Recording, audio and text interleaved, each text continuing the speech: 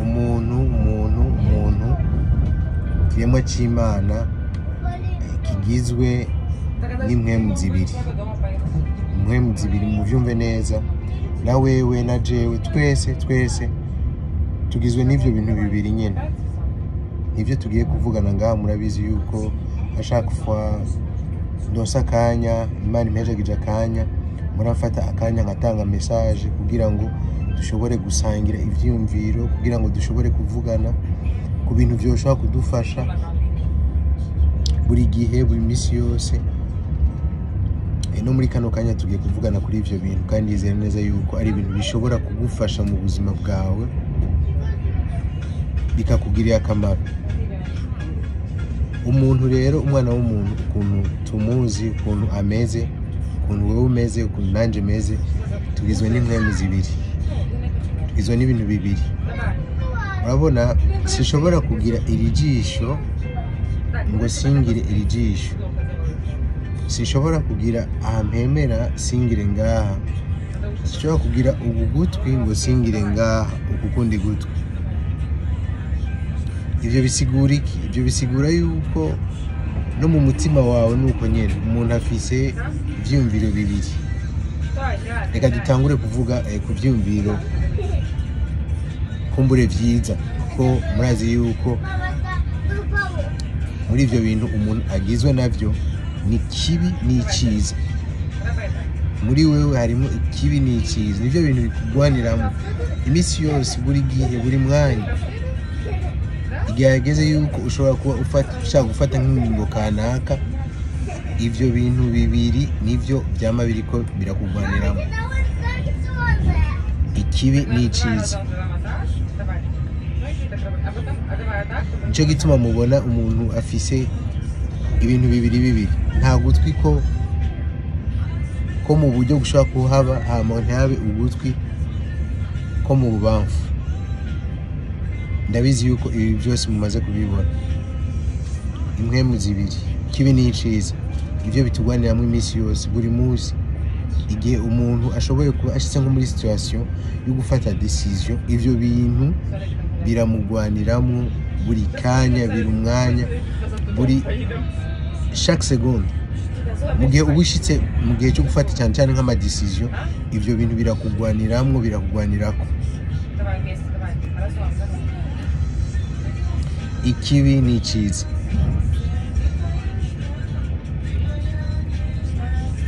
Azi ngaha hariho abantu benshi bazi yuko nk'intambara iyo yadutse ahantu mu karere, ikiza guheza iyo ntambara yuko ari ukugura ibigwanisho kugira ngo bashobore kugwana, kugira bashobore kugwanya uwo mwanzi. Ariko nta na rimwe mu myaka yose uzobirabe, nta na rimwe intambara yamye ihezwa n'iyindi. Iyo akaba intambara ihezwa n'iyindi, hari intambara nyinshi tumaze kubona ziba zaraheze. Intambara ya Israel na Palestine yaraheze, Ukraine n'Uburusiya hariya iba yaraheze, biba byararangiye, biba byaraheze. Ariko kubera, nakubwira ikintu kimwe, kubera la violence canke inguvu zidashobora guhezwa n'inguvu, nico gituma izo ntambara zitarahera gushika n'uno munsi. Ariko reka nakubwira ikintu kimwe, nihaba umuntu ubona yuko afise intention yo kugira nabi by'ukuri, hanyuma ukicisha bugufi, gafukama, kemera ugafukama,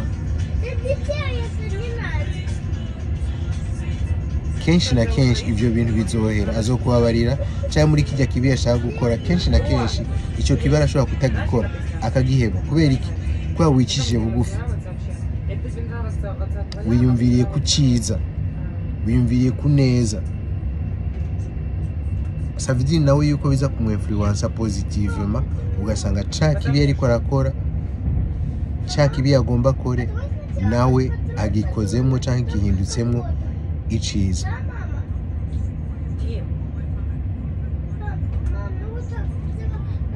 Nta na rimwe ikibi cyamye gihezwa n'ikibi, nta na rimwe, nta munsi n'umwe.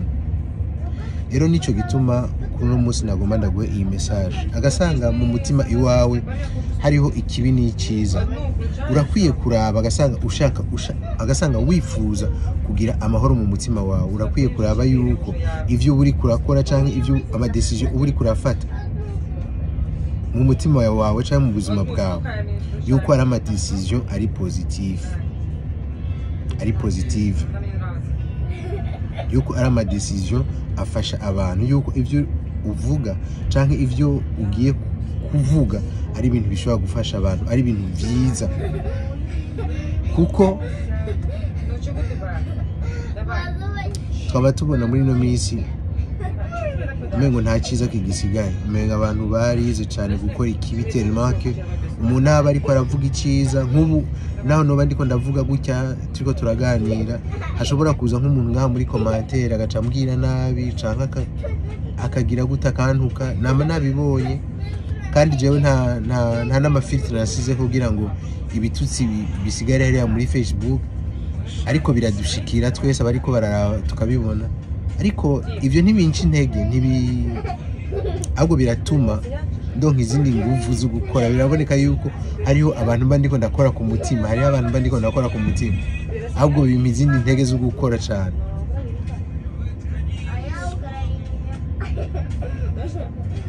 Nimba rero mu mutima iwawe hagwanira ikibi n'iciza, urakwiye kugira de façon que ivyiza biba vyinshi gusumba ikibi kiri mu mutima wawe. Agasanga abantu bashobora kubabona yuko uri umuntu mubi, kumbure ni paraporo y'ivyo ukora, ni paraporo y'ivyo umaze gukora, ni paraporo y'ivyo ubereka, ni paraporo y'amadecision ugenda urafata, ni paraporo y'ivyo ugenda urababwira, ni paraporo y'ibintu vyinshi, ni ibintu vyinshi bagenda barakurabira ko bakakujija. So urakwiye kuraba rero ugahindura, urakwiye kuraba ugahindura. Kuko burya naho abantu usanga kenshi ko turishigikira ngo yego meze neza, cyangwa ugasanga umuntu ariko arishima, ugasanga umuntu ariko arishima yiha amasifa atandukanye, kumbura urashobora ukora ibibi, urashobora gukora ibibi, nibisanzwe. Kandi twese ntitwera, nta muntu yera hari, mbabarira hari izuba ryinshi, nta muntu yera hari.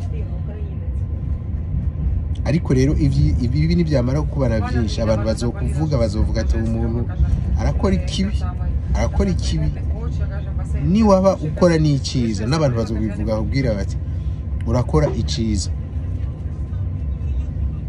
So ni wowe uguhitamo. Turi muri dualité, twama muri dualité imisi yose. À chaque fois umuntu ashaka gufata decision kanaka, wamufise duel, uri muri duel.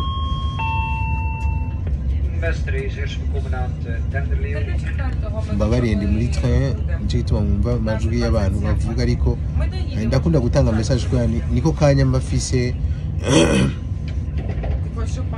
ko kuba nshaka gutanga message. Kuko mu kindi gihe hari igihe usanga ndi nko kwishure, ugasanga nta mwanya afise wo gutanga message. Ariko iyo uri kuravoyaje, uri mu rugendo, biroroshye cyane gutanga message, biroroshye cyane kuganira n'abantu bawe, gutyo mugashobora kuganira, mugashobora kuvugana bya bindi biri ku mutima. So yari iyo message rero nshaka guha kuri no munsi. Wero no munsi tangure kwiyumvira kumbure ibintu uri kuratanga, canke ibintu uri kuravuga, canke ibintu ugenda wishura abantu batandukanye, canke ibintu ugenda urakora mu buzima bwawe, yuko biri positif canke biri negatif. Ni ibintu bibi bitugwanira mu positif no negatif, au pôle nord au pôle sud, nuko nyene bimeze. West lest, nuko nyene bimeze, byambe bitugwanira imisi yose. Ariko kora ibishoboka byose iciza cyame gitsinda mu buzima bwawe. Nawe uri kurandaba, nawe uri kuroraba ino message, uzobona ivyiza mu buzima bwawe. God bless you so much. Thank you very much.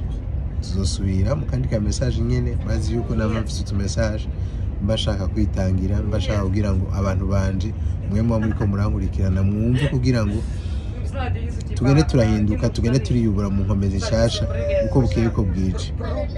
Peace. ще зайнятий, типу вечором на дорогу.